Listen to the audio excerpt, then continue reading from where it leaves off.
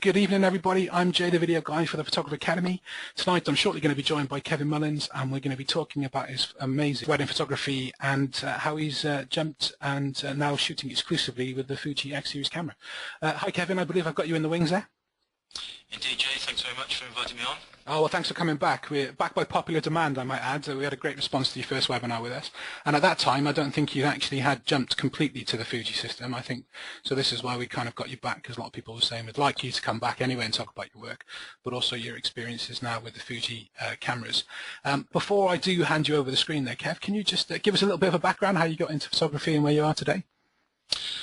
Sure. So I've been a full-time wedding photographer since 2008. 9th of August 2008 was the first wedding I shot, and before then I was in IT and marketing and all that kind of boring stuff. We moved to the countryside, my wife and I, and decided to do something completely different. Up until that point I'd never been into photography, didn't own a camera, had no kind of real background in any of the arts of any kind, so it was a real leap of faith and leap into the dark. And at first I thought, oh, what have I done? But here we are, kind of 6 years later, 250 odd weddings or whatever it is, and yeah, things good. So shooting weddings full time, it's my job, it's what I do for a living. Here we are. You have a very sort of distinctive style and approach. You're very much, I don't know, do you like the term documentary or reportage? Yeah, I mean, to be honest with you, candid is more accurate. Fair enough. These terms get bandied around quite a lot. You know, it's candid photography, documentary, reportage, storytelling, photojournalism, whatever. As long as there's no group shots, I'm happy. Excellent. Let's just take a little bit of a time just to tell people how they can connect with you, Kevin. Obviously, I've got some links on the screen at the moment. I'm going to send them out during the webinar themselves, and you'll be able to find any of the links that we talk about for Kevin tonight on the Photographer Academy Facebook page, which I'll reiterate as we go on later on in the proceedings. So kevinmullinsphotography.co.uk, that's predominantly your wedding website, isn't it, Kev? Yeah, that's my kind of client-facing wedding branded website for brides and grooms, and obviously you guys can all go and have a look at the pictures if you so wish, but yeah, it's aimed at the clients. But the one that I was most interested in, which I didn't know about until we spoke yesterday, is the owl.co.uk. This is the one that you've put together for sort of your experiences with the Fuji, isn't it? Yeah, this is where I'm kind of moving all of the content that used to be on my wedding website over, and it's all kind of reviews and my best practices and my thoughts and kind of every way that I use the cameras and how I kind of get the best out of them. If I'm lucky enough to get any early looks at products, then I'll put some early reviews on there, etc. So yeah, it's all moving to the owl. Excellent.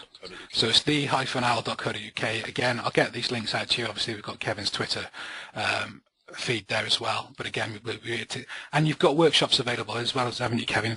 And they can find that information via the Owl as well, isn't it? Yeah, both those websites actually have the workshop stuff on there. So just look for the workshops tab, and away you go. Excellent. Okay, mate. I'm going to hand you over the screen. Okay, guys. Thanks very much for tuning in, and thanks to Jay for the introduction and for having me back again.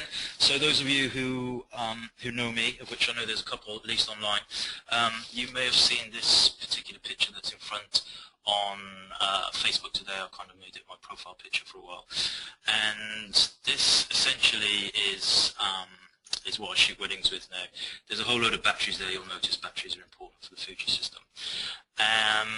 Now my background basically as a reportage, documentary photographer, whatever you want to call it, is essentially, you know, I like taking candid pictures. It's pictures of people.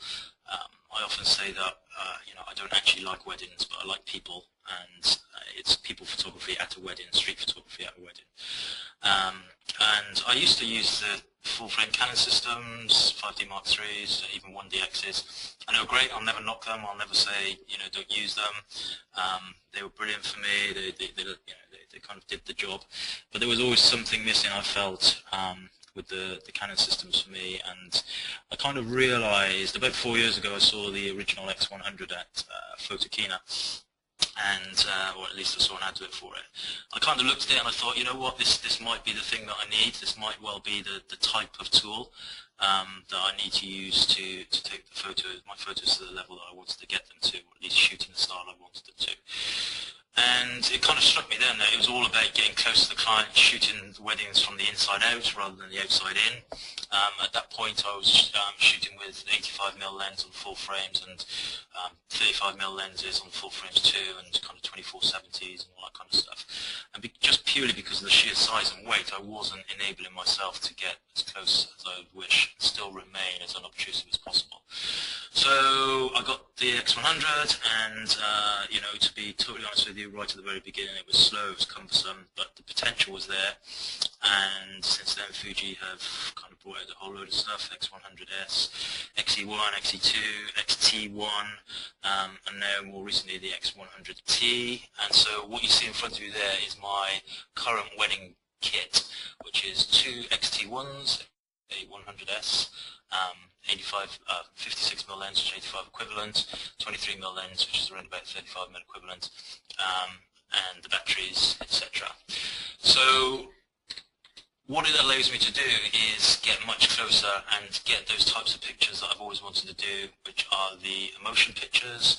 I like to concentrate on touch and eye contact and humour within the wedding.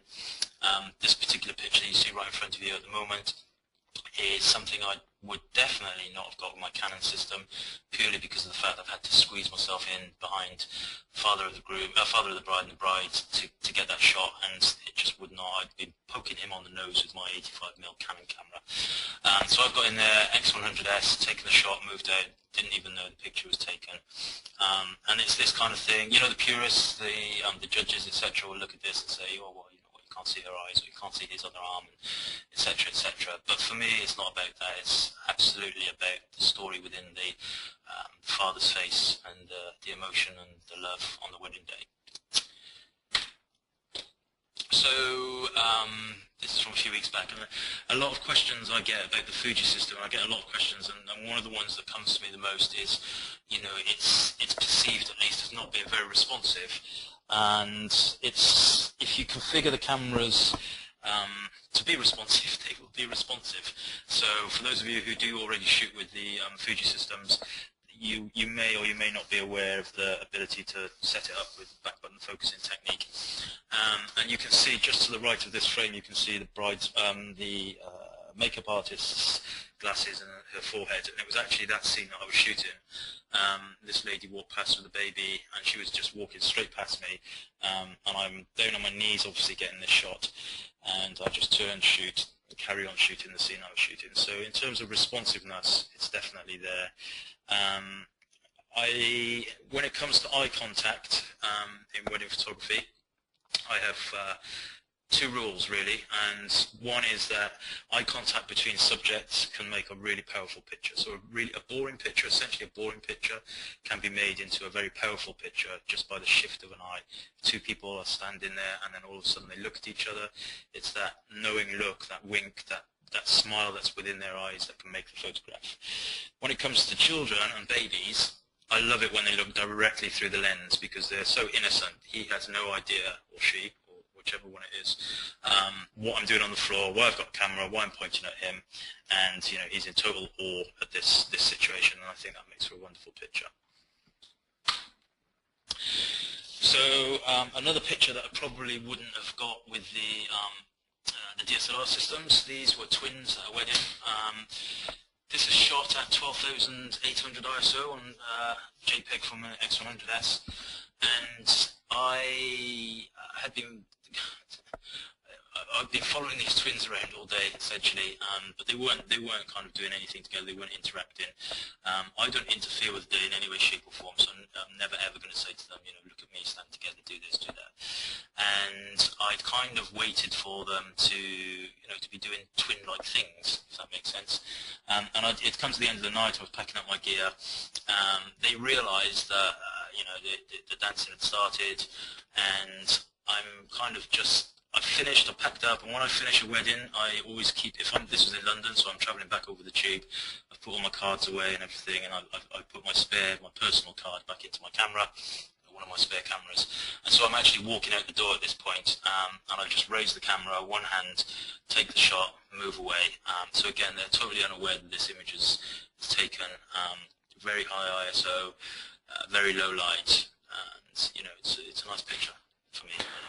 Hi Kev, I'm gonna butt in a second because you've just touched on a few things that we've had quite a few questions about. So I know you were keen for me to sort of ask as we go. Yeah, go for it. Straight away, you mentioned the high ISO there. How do you find that? The general question's been about what are you comfortable with shooting ISO wise with the Fuji? What do you like? Comfortable 6400, and that's true of the XT2, XT1, X100S.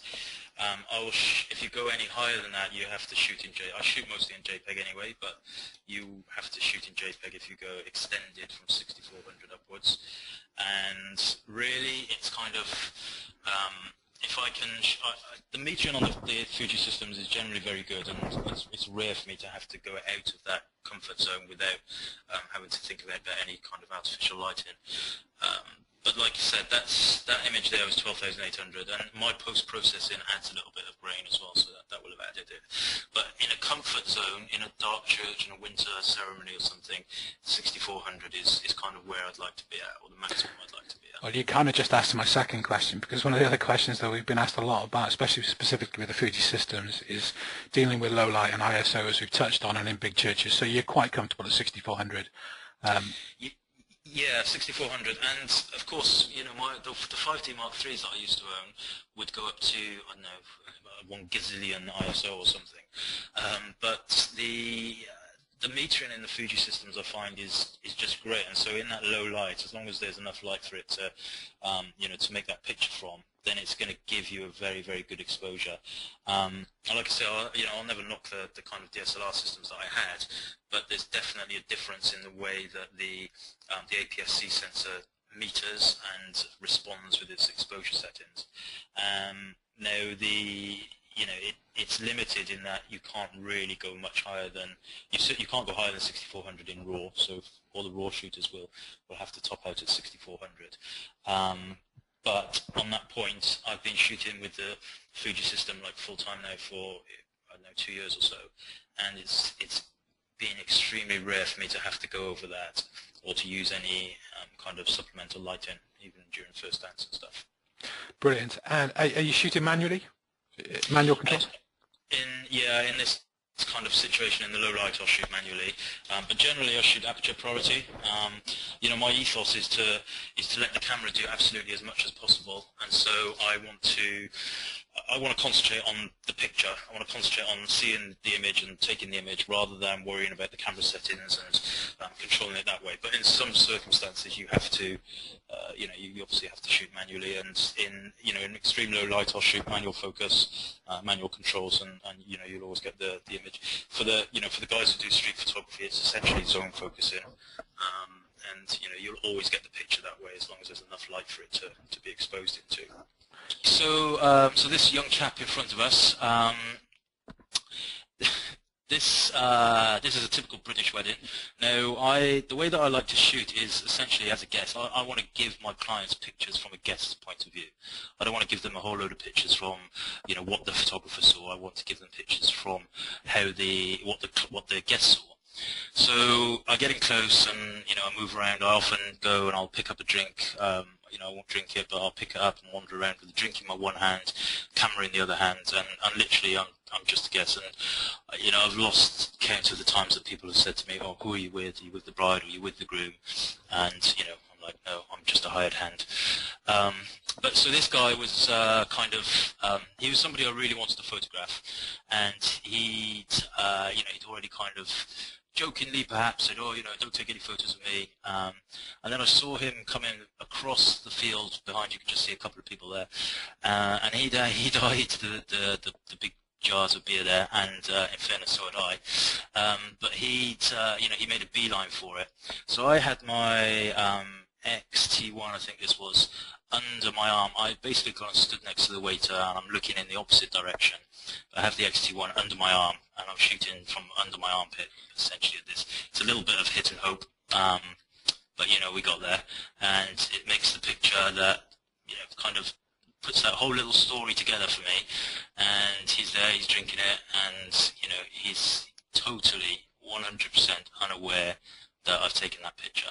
Now, of course, you could stand in the corner with a 70 to 200mm lens and get exactly the same picture, but you run the risk of somebody walking in front of you, or you know, the kind of issues that you're going to get with other people knocking it and walking in front of it, or you know, you're going to come up close with a big DSLR and get the same picture, but you will not do it without him seeing you, in which case he probably wouldn't have reacted in the same way.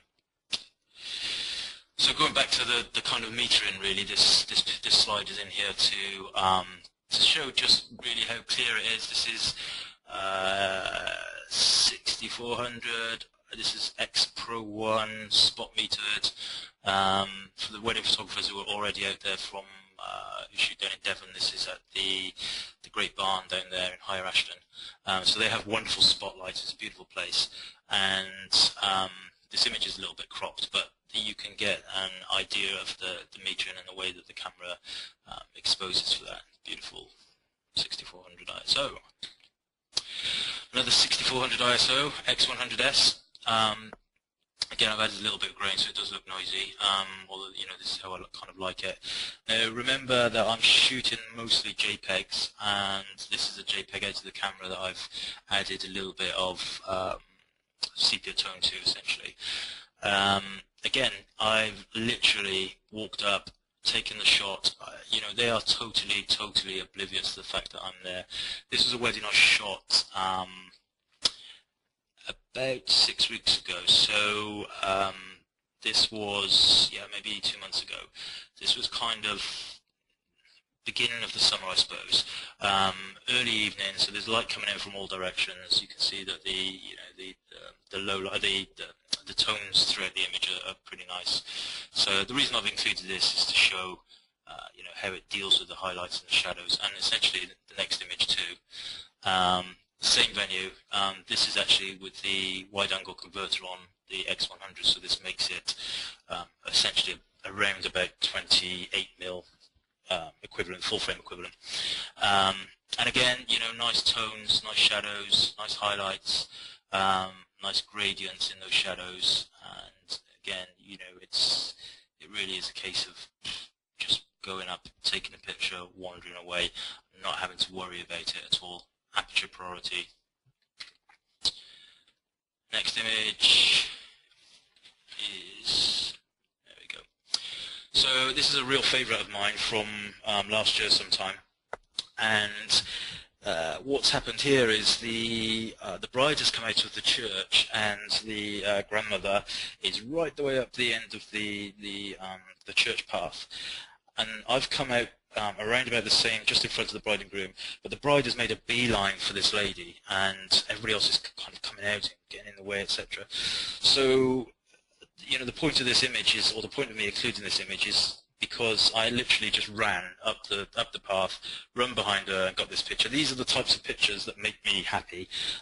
You know, you can just see that big grip, and the fact that you know, she's so happy that she's there, and she's got this this hug around the granddaughter or niece or whatever it is.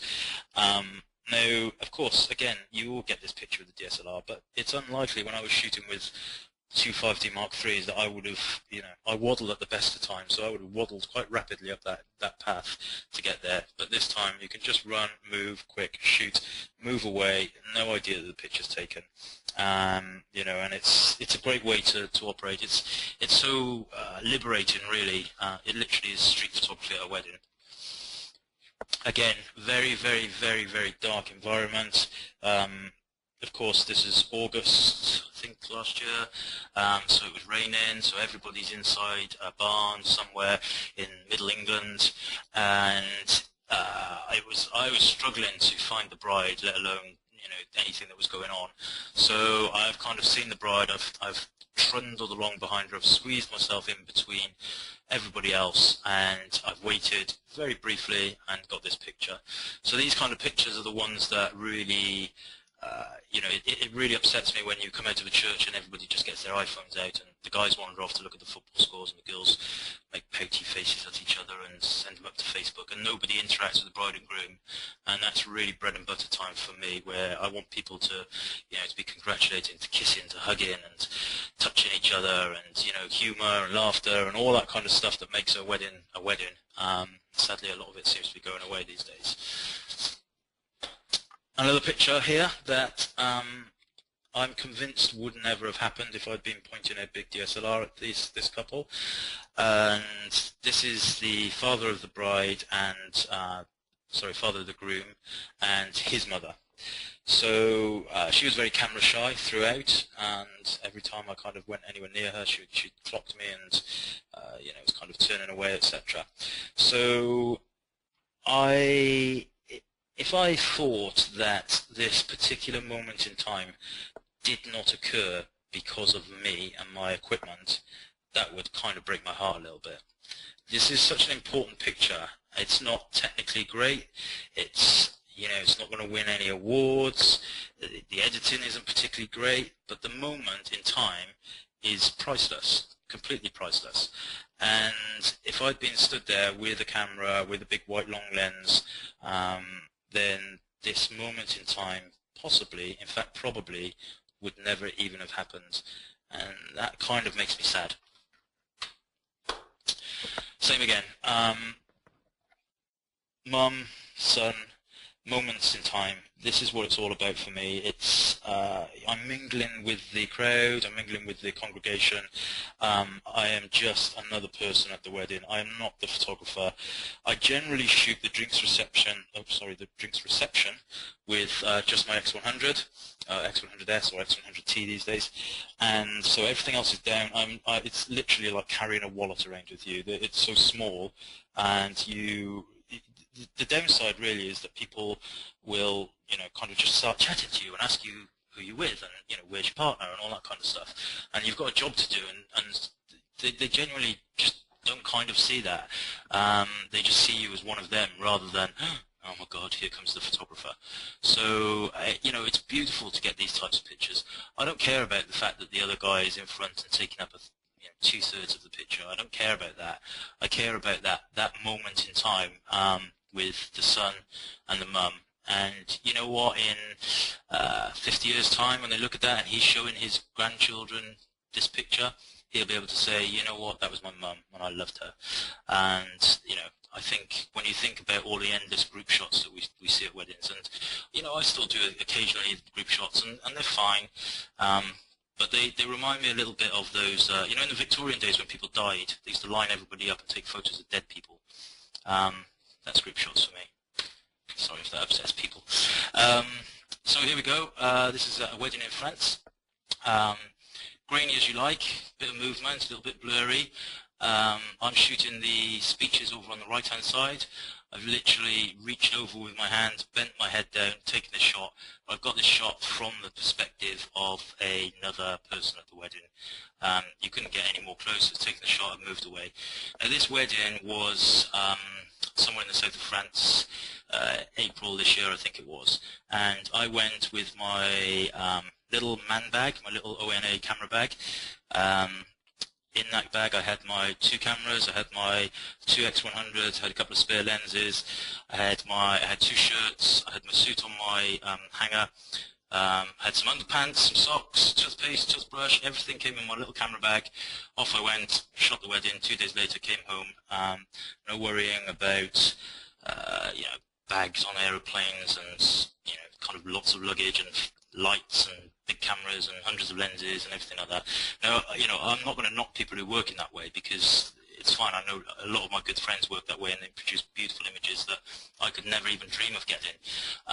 But the point I'm trying to get across is, if you're considering the Fuji system, or any mirrorless system really, or any smaller compact system camera, then the benefits genuinely are about the size, and the fact of the matter is that they still produce great images, but they give you the benefit of less stress with your back and weight and all that stuff.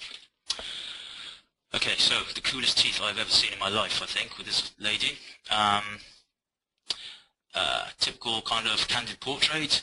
Wait, this is using the X-T1. I've got my little flip down screen in front of me, and it's at hip level. If you notice, the camera isn't, you know, I'm not the tallest guy, but this lady's shorter than me, and the camera is lower because I'm shooting this from the hip. I'm using the tilt screen. I'm shooting it at f1.2 on 56mm lens, which is 85mm equivalent, and that's basically the same picture I would have got with my 5D Mark III using the 85mm 1.2, only there's no way I could have used a flip screen and shot it from the hip, so probably this picture wouldn't have happened in that case if I pointed that camera at her.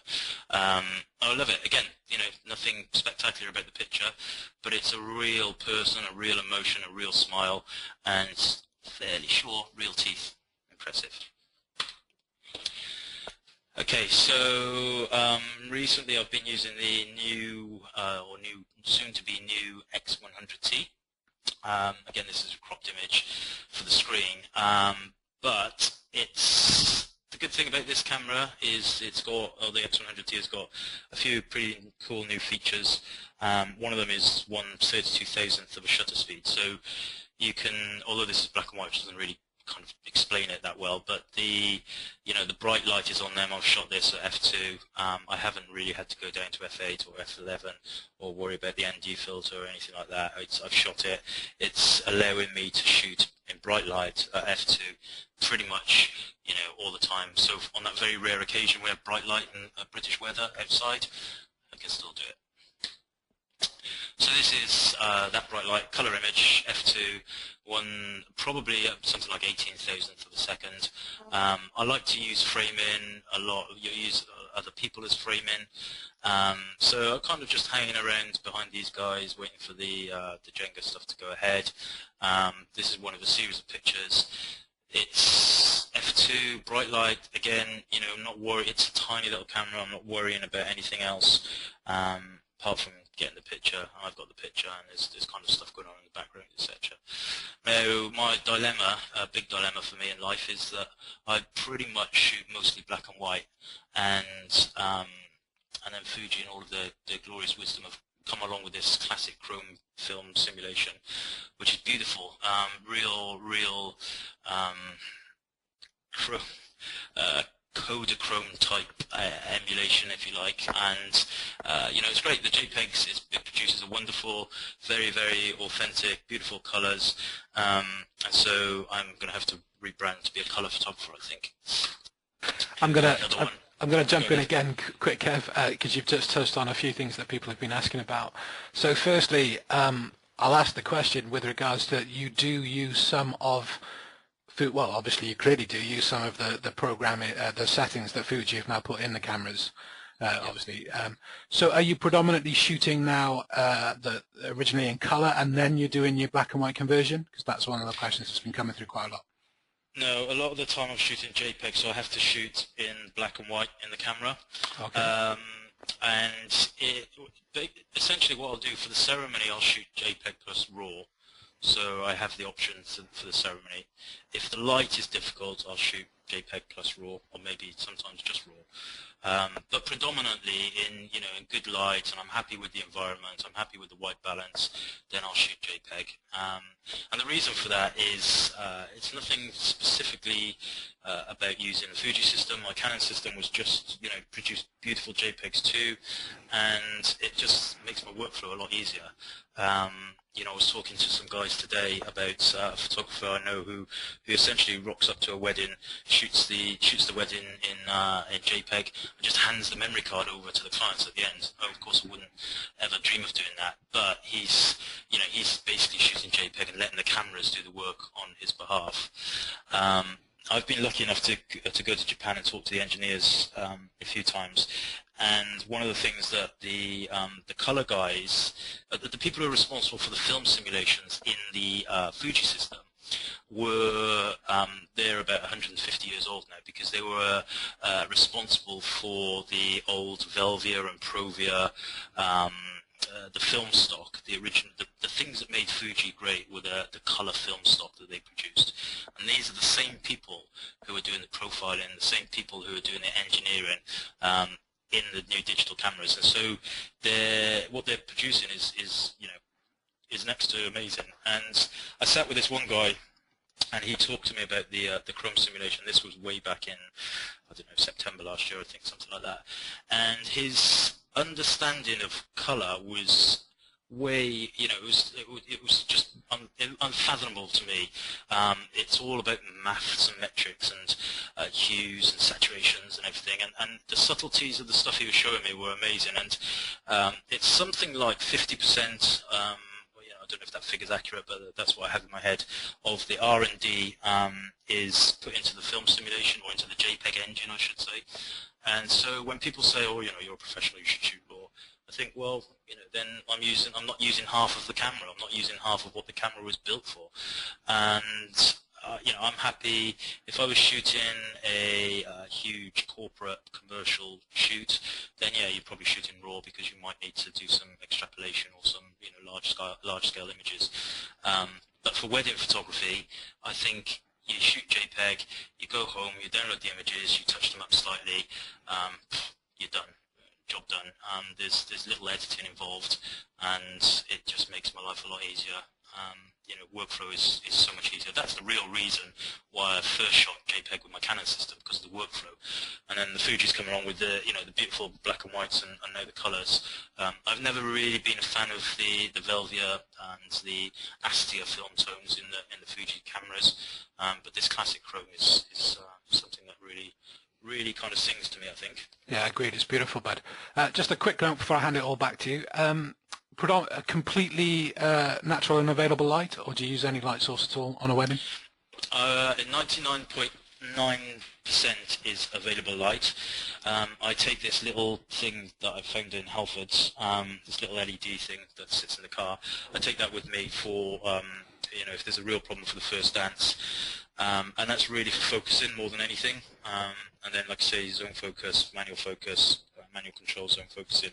Generally, you can get away with it. Now, the reason for that is because that's my brand and that's my style. That's the way I like to work. That's the way I like to promote myself to my clients.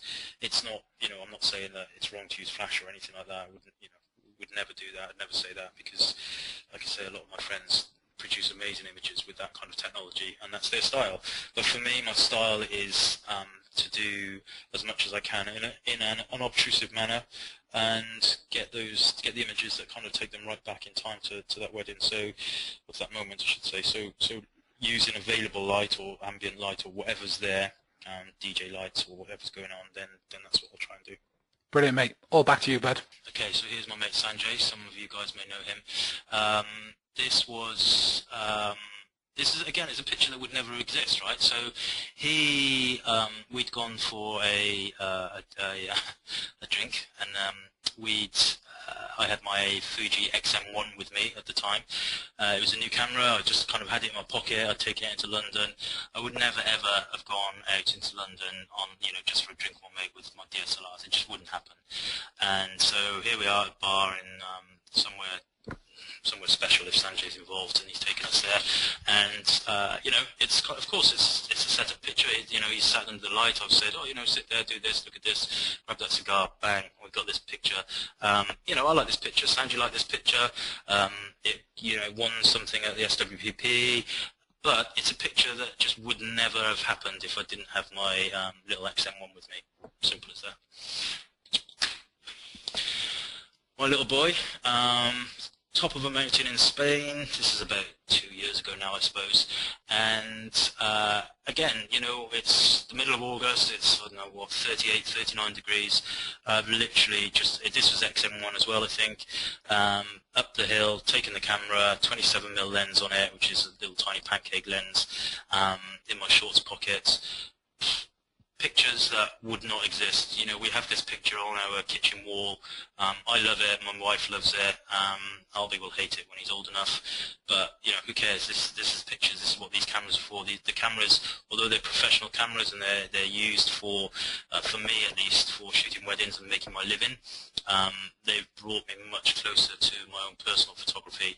And I would 3 years ago, if you'd said to me, what do you do photography-wise between a wedding, I would say nothing. You know, I don't. I just kind of shoot the wedding, I put the cameras down, and pick the cameras up the Saturday after. But now they're with me all the time, and you know, especially the X100 sits on my belt, little kind of Black Widow thing on my belt, and it's just there. And half the time I forget it's there. Sometimes in my coat pocket I forget it's there.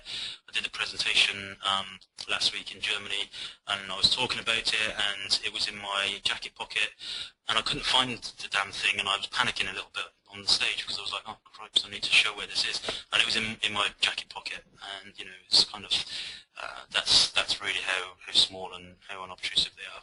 So pictures that I wouldn't get really. So this is the classic chrome here, shot from the side of a boat, sailing by. It's beautiful. It's just, you know, this is a real dilemma for me, this colour thing.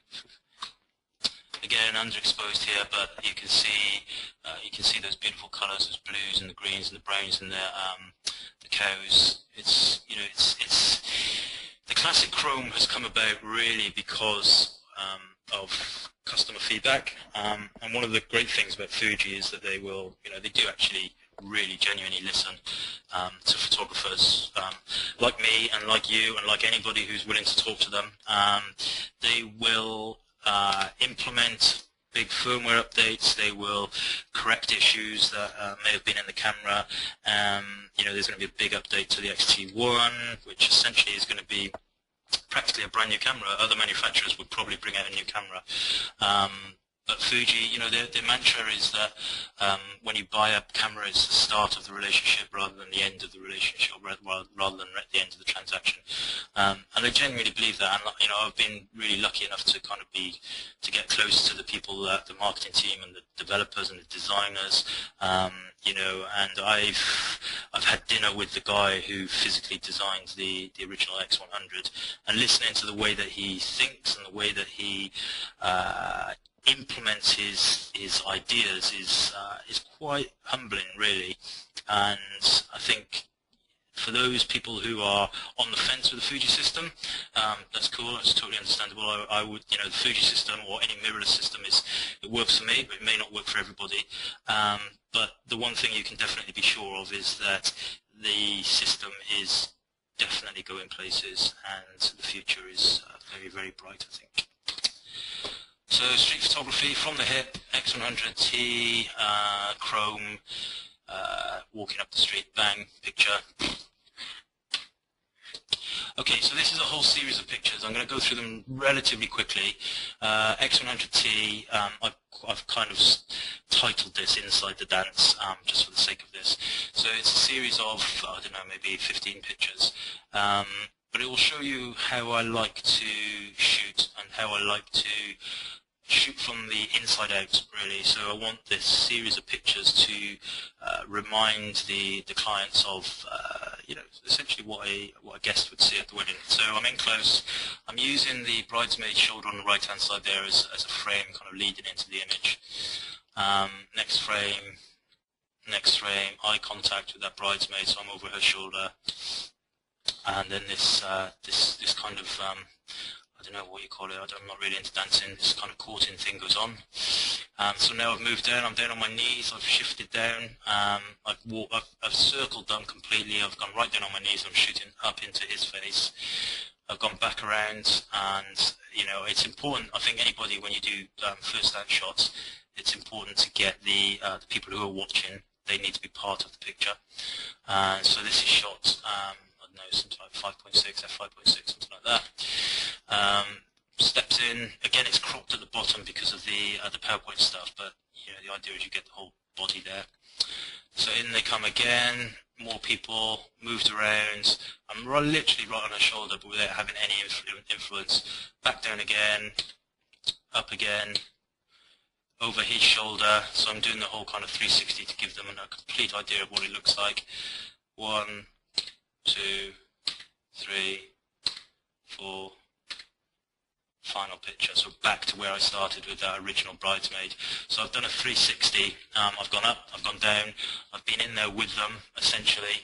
I've not got in anybody's way, I've not annoyed any of the guests, I've not used flash, I've not used any big lenses, I've used a X100T, and I've got what hopefully they will think of as, you know, a nice set of pictures, and it's delivered them right back to that moment in time. And hopefully, like I say, when they look at these pictures in 50 years' time, they will be able to say to their kids, you know, that was us doing our first dance, and that was so-and-so in the background, and so-and-so is no longer here, sadly, and this so-and-so, he lives around the corner, etc., etc. So for me, wedding photography is all about people. It's all about moments. It's all about telling stories. It's not about the shoes. It's not about the dress. I come home sometimes from a wedding and my wife says, "Oh, what dress was she wearing?" And I'm like, I really don't know, and I don't care, to be honest with you. I will get pictures of the dress in a contextual manner throughout the day, pictures of the shoes in a contextual manner, pictures of the cake in a contextual manner. It's all covered, but it's not the primary essence of why I'm there to shoot the wedding. It's there to bring out the emotion and keep those pictures alive for many, many years to come, hopefully. Brilliant, mate. I've got a million questions, so just let me I'll rob the screen back. So, Kevin, I've got a load of questions that have come through live, and I've got some left over that have already been sent in. So I'm going to just, forgive me if I repeat any and just say, Jay, we've covered that. But I do want to do the best I can and cover the most questions I can, because loads of really good questions as well that I felt that have come through. I'm going to touch on something you just mentioned ago, that you were privileged enough to have you been using the new X100T. Is there anything that you particularly like about it? Somebody's asked specifically, are there any new features that you think are great? What's the difference between the previous model? Probably the standout feature is the hybrid viewfinder and the electronic rangefinder system within the focus. The viewfinder, you literally have to see it to believe it. It's huge. For those of you who use the XT1, it's on a similar vein as that, but it's in an even smaller viewfinder, if you like, physical through the eyepiece. It's vibrant, it's gorgeous, and when you use the optical viewfinder and you want to use that rangefinder style of shooting, it's just amazing. That's a really neat feature for me. Obviously, it's got Wi-Fi built in. Then it has this electronic shutter that allows you to shoot up to 1/32,000th of a second. So, one of the things we've all said to Fuji is, it's great bringing out these 1.4 lenses and 1.2 lenses and f2 lenses, but if you're restricting us to shooting at 1/4000th, then we're having to stick filters, ND filters on the front of everything. So they've kind of responded to that with gusto, and you can kind of shoot at 1/32,000th of a second, or up to 1/32,000th of a second. It's got little things that people have always been asking for a long time, like a customizable queue menu. You can tether the meter into the focal point for spot metering. You can move the focus points with one button, with one movement of the thumb, rather than a two-step motion. It's a whole load of good stuff in there. Ah, brilliant, mate. That led me on to you've actually kind of touched on the second question already. So people ask, is the X100T, is it streets ahead of the other Fuji cameras that are available now? I would say, it's very different. The X100 range is very different to the XT1 and X Pro 1 because it's a non-interchangeable lens system. They're smaller, physically smaller, and they're much more rangefinder-esque, if you like. Now, the X100T compared to the X100 is a million years ahead. The X100T compared to the X100S is, it's a lot better, but what I would say is if you really use the optical viewfinder in the X100S and you don't find yourself needing to shoot at 1/32,000th or above quicker than 1/4000th, I should say, then you may not need the X100T. Things like Wi-Fi support, I don't know what they're going to bring out in firmware for the existing X100S. I suspect Wi-Fi support isn't something that they can backfit because they probably would have put it in there in the first place, is my thought on the X100S. So, yeah, if you got an X100T, you would probably sell the X100S. There's no need to have both, put it that way. They are kind of different in that respect. Whether you need to upgrade from a 100S to a 100T is a matter of whether you use the new features or not. Had a few people come through, Kev, that joined us a little bit late. So would you just mind just quickly recapping basically what your kit includes, and just remind them what your favourite lens or the lenses you use on a wedding? And they've also asked what your favourite lens is. We always get that one. Okay, so currently I use two XT1s which sit across my shoulders using some straps I got from America that are they're called up straps, so they're non-slip straps. Then I use a X100 or X100 ST, whichever one, which sits on my hip in a Black Widow spider holster thing, and it just sits there and I can unclip it and shoot whenever I need. Just there all the time. In lenses on the XT1 I shoot with 23mm 1.4 and a 56mm 1.2, which in full frame equivalent is 35 and 85, which when the 56mm came out, that returned me back to my kind of beloved 35-85mm range that I used to shoot with full frame. And reserve lenses I take with me 18mm, 35mm. I've got other things knocking around in the car somewhere. But probably my favourite lens is the 23mm lens, purely because it's very fast, it's fast to focus, it's sharp at 1.4, it's a very versatile lens, it's got the little they call it clutch, manual focus clutch on the lens itself, so I can just slip that forward to shift it to manual focus mode. And it's it's great. It's not heavy. It produces beautiful images. The 56mm lens is gorgeous as well, but it's not. For those of you who do lots of portraits, it's the go-to lens. It's great bokeh, as they call it. There's a new version of it, an APD, appetizer filter applied to it. I have no idea what that means, but it's apparently it makes the bokeh even better, whatever that means. So yeah, 35mm and 85 equivalents. But did you mention a wide-angle converter earlier as well? Yeah, so the X100 has what's called a WCL 100, which is a wide-angle converter, and there's a TCL 100, which you basically screw it onto the front, and it gives you the opportunity to shoot at 28mm using the wide-angle converter equivalent, 35mm equivalent, so 28mm, without any of the filters, without any of the adapters, it's 35mm equivalent, and then with the TCL, it takes you up to around about 50mm equivalent. The TCL, it's nice, produces beautiful images, it's very big, so kind of if really using the X100, you're using it for its stealth and its size and its tininess, then bolting on the big TCL is it's a little bit counterproductive, but it does create beautiful images. And I've shot 4 full weddings on just 2 X100s, one with the WCL on it and one without any, with just 35mm.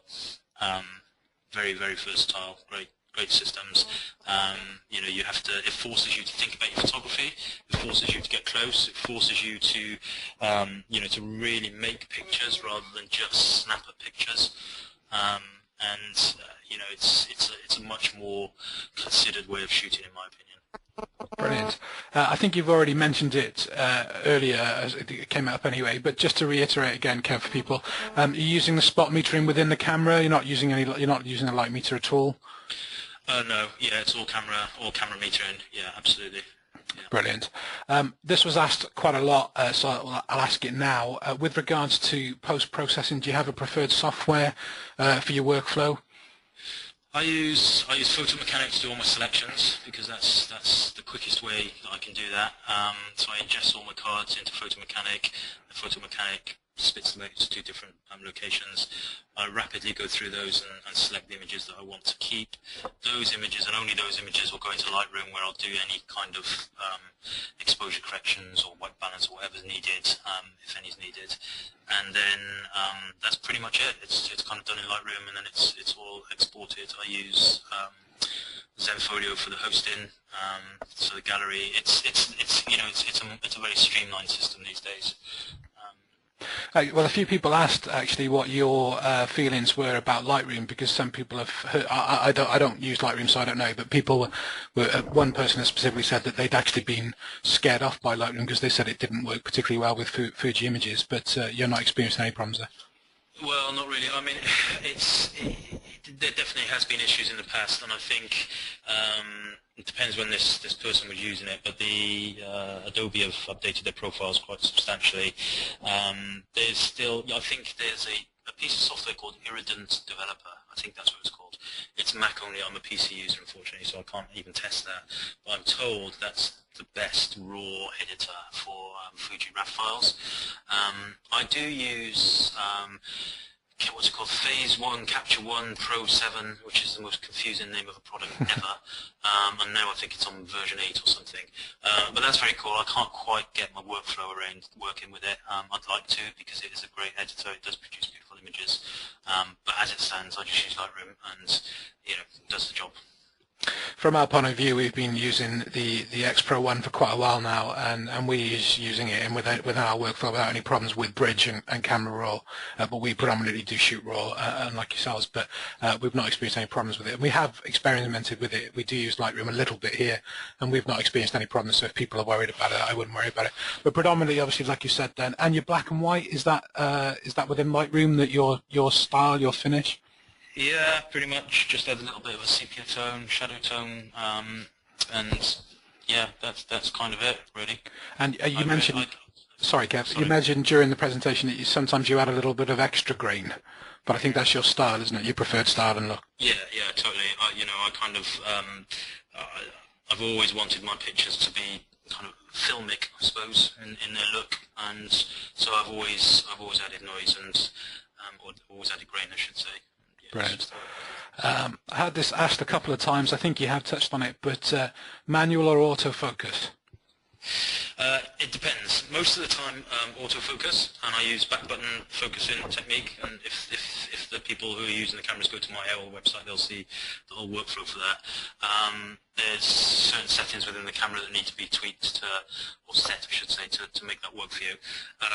Most of the time, autofocus using that back button focusing is very quick, very rapid. And then when the lighting is difficult, or if if I have to get extremely close because I'm in a very tight environment and autofocus is too close, then I'll shoot manual focus. Brilliant. Question that I missed actually when we were talking about the settings on the Fuji themselves. Which black and white setting do you favour on the Fuji, Kev? Black and white plus R, using the red filter. So I set the shadow tone and the highlight tone to -1. I set the sharpness to +1, and I set noise reduction to -2. I kind of wish you can turn off noise reduction completely, but as it stands at the moment, you can't. Brilliant. Right, the next lot, I'm going to phase in and out of questions about the Fuji and some wedding-related questions now, mate, because I've moved away. So I was trying to batch them together if I make it a bit easier.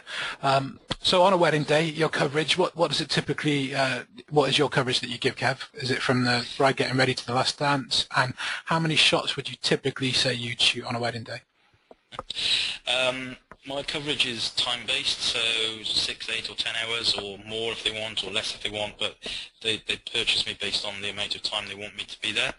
I'd say an average wedding is 8 hours. That's usually enough for bridal prep to first dance, if it's in a one-venue kind of scenario.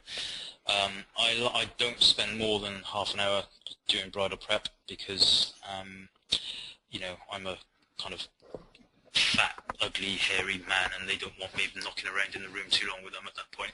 So I shoot about half-hour bridal prep, and then I'll go off to the ceremony, and 8 hours is generally enough to get through to the first dance. I'll nearly always, if people come onto if friends come onto the dance floor straight away, then I'll hang around for 2, 3, maybe 5 scat dances, depending on how I'm feeling and how the party is looking. But if nobody comes onto the dance floor, or if it's a very subdued dance, then that's my cue to go usually.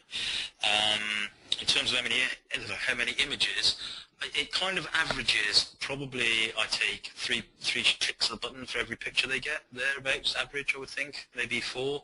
It does depend somewhat on the wedding. Some weddings that are really, for example, that one I just showed with the first dance.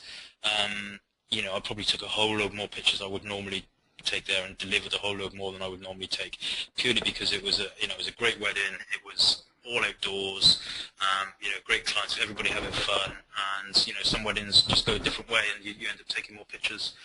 I don't limit myself. I'm not kind of.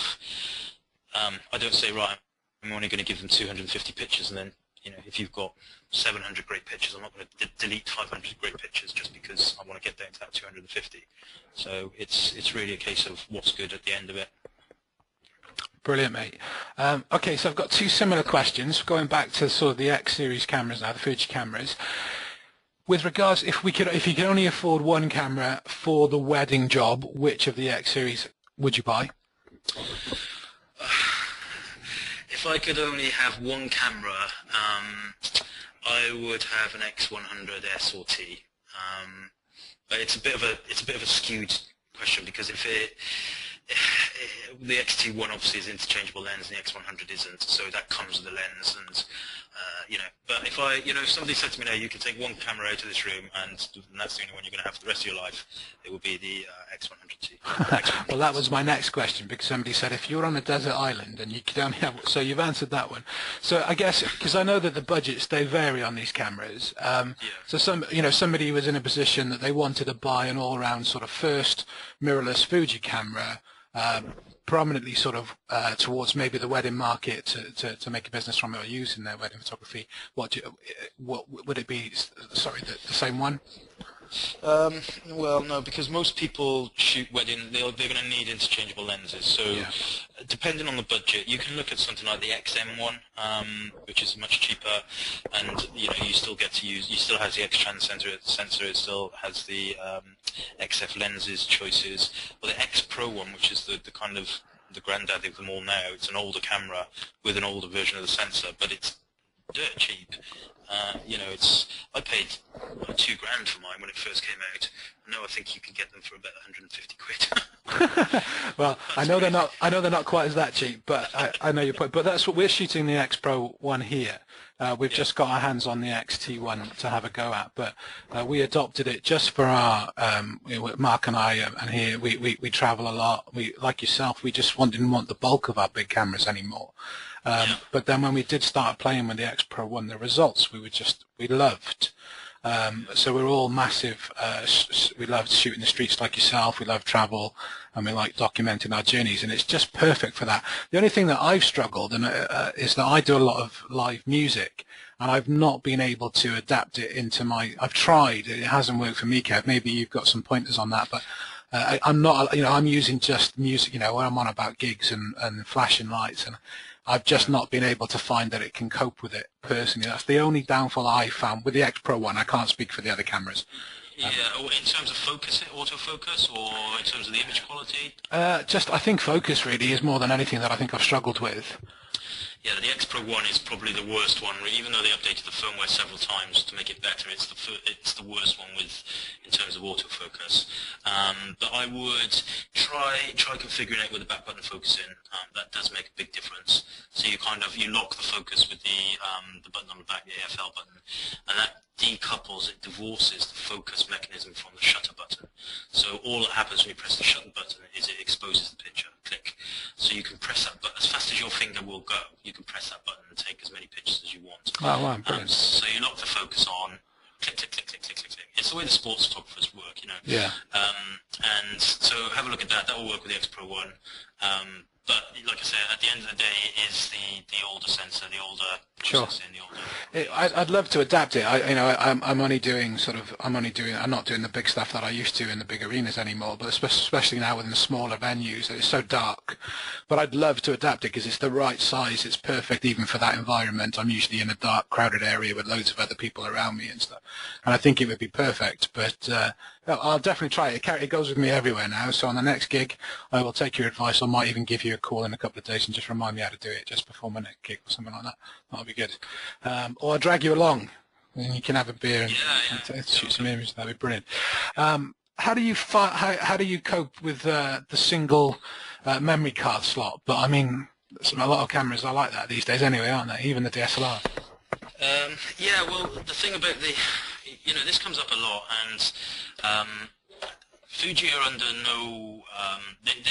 They know that if they had the dual card system, it would bring more people to the to the marketplace. They know that. From a personal point of view, you know what, I was shooting 5D Mark 1, 5D Mark 2, didn't have a dual card slot. The only camera I ever had was an 18-month period with the 5D Mark 3, or 16 months. And it was great, absolutely, but when you shot to both cards, it slowed the camera down. The camera is more bulky. If you put 2 card slots in the X100, it will make it bigger. So it kind of, the whole point of these cameras is that they're smaller and they're quicker, and you start putting things like dual card slots in there, then you're going to start mitigating that to a certain extent. But that said, of course, if they could fit 2 card slots in there and it didn't affect the size or the performance, then of course it would be a great addition. But my understanding is that as it stands with the technology that's out there, it would make the cameras bigger and slower. And so, it's not really for that. And you know what? Dual card slots is a recent thing. It's only something that we've had and we've been grateful for a few years. So, I'm touching everything wooden in my office right now. I've never had a problem with a card. So dual card slots doesn't bother me. But yeah, absolutely, if they put it in there, then great. Bonus. Brilliant. Kev, we have run over a bit. Are you okay to give us a little bit more time? There's a few more questions I'd love to get through. Yeah. You're a star. Brilliant. Right, I've got some wedding ones as well. Still loads coming through on the Fuji. We've talked about the high ISOs. Do you personally feel they're as capable and as strong as the DSLR ISOs?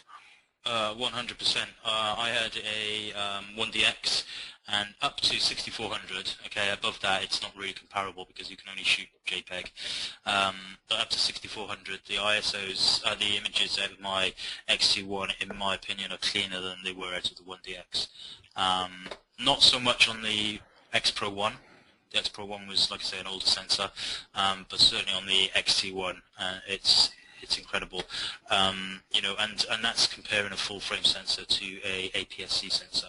So that's quite something.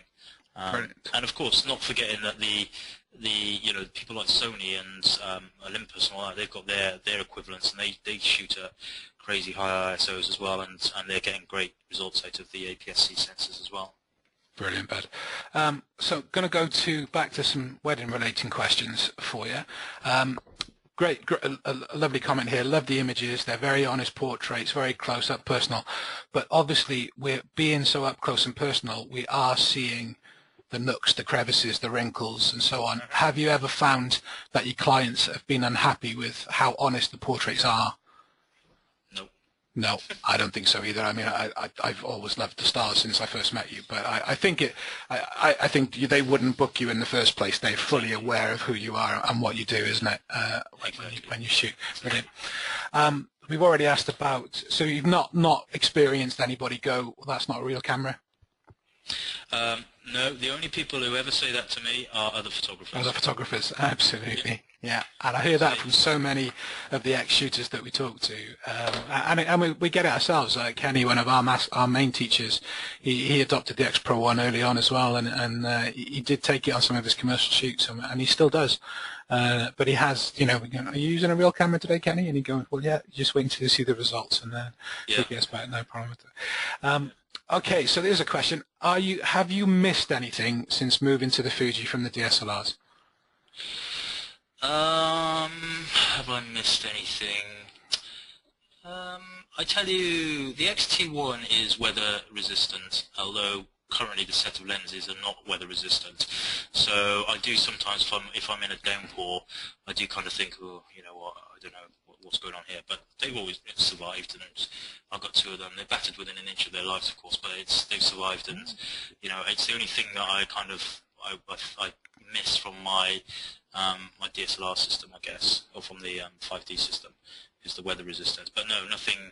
I presume that's what the question means, as in rather than missed any shots. No, well, I think it's just I suppose what they're asking really is that, are you finding out of the whole moving to the mirrorless, have you lost anything that you'd like that you had when shooting with this? I don't know. I suppose it's a bit of an open-ended question, Kev, to be honest. Yeah, it is. And like I say, the weather sealing stuff. I sold all my Canon stuff and I bought a car, so It's been very beneficial. Excellent. I know we were talking. I know he's a friend of yours. We were chatting to Matthew Maddock the other week, and he did a great webinar for us. And obviously, he is a commercial photographer predominantly, even though he is sort of specialising on environmental portraits as well. But again, he had the same question, and he said, "Yeah, I'm working in a commercial world, and I haven't missed anything." So I think and like I said, to be honest. We just haven't adopted the kit yet. I think we're all leaning towards it, even here in the portrait, in our portrait business. And I know that Mark would definitely adopt it within the wedding business if we were going to invest in the kit and change the kits out, which might seriously happen in the next few years, mate. Even on this end.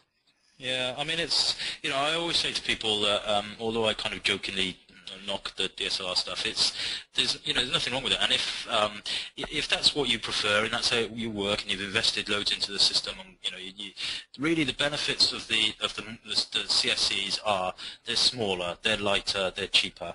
And if that's something that appeals to you, but without compromising on the image quality, if that's something that appeals to you, then look at them.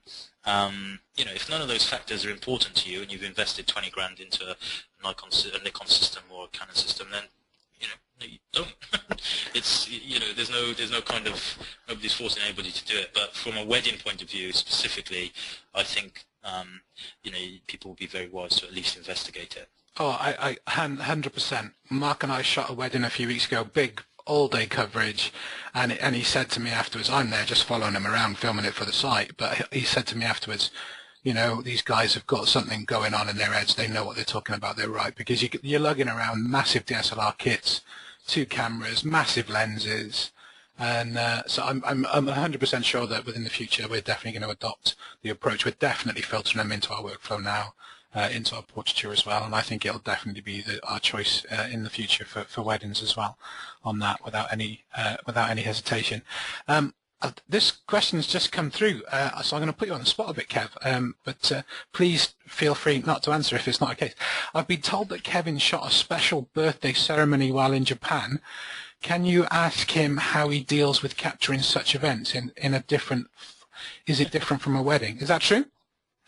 It's slightly different, yeah. Birthday events in Japan are very different. There's they like candles on their cakes, and yeah, they do some fairly spectacular things with with cakes on their candles.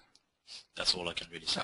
Okay, that's all I'm going to ask you to say. But did you shoot it in your normal style? You just yeah, it was actually kind of there was a few. It was when we first went over there, and it was myself and a couple of other photographers, Bert, Stefani, Zach Ayres, David Hobby, and we were kind of invited out to this birthday party, which was a big eye-opener. Big eye-opener. Japan's a great place. If you can get a chance to go. Oh, I'd love to. That's at the top of my list. Unfortunately, it's quite expensive, I believe. Yeah, it is very, very expensive. Everything's expensive there, but it's probably worth spending the money. So the next time you get to go out and do something like that, I think you should take me along to film your experience. Okay, that's a deal. Yeah. Deal. Nice one. I like it. Brilliant. I'm going to wrap them up. We're pretty much getting there, to be honest. Really, really just want to thank you for joining us again tonight. Massive thanks, great thanks coming through from the people. Oh, sorry, quickly, I know we've mentioned it again. So could only buy one camera with one X-Series camera within the normal sort of price range rather than the higher ones, say from the X Pro series. For everyday use, what would you recommend? X100S, definitely, and you could also buy my book to go with it. Well, funny you should mention that. I was going to say, Kevin, you've obviously, that's been out for about a month now, isn't it? June, July. June time. Yeah, you haven't sent me a copy yet, mate. I noticed that Nathan had a signed copy.